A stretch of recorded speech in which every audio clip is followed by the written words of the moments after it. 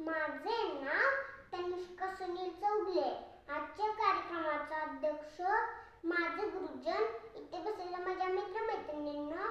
आज लोकराजा छत्रपती शाहू महाराजांची जयंती.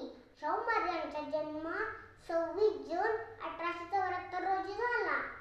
त्यांनी आपल्या काळात कला, क्रीडा, व्यापार, सहकार यावर ठसा उमटवला. त्यांनी वसतिगृह उभारले. त्यांनी मुस्लिम बोर्डिंगची स्थापना केली.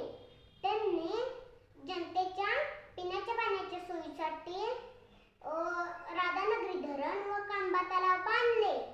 त्यांनी कुस्तीला प्रोत्साहन दिले. त्यांनी जगातले पहिले आरक्षण त्यांनी दिले.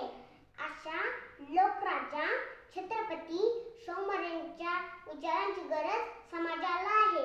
एवढे बोलून मी माझे भाषण संपवते. जय हिंद.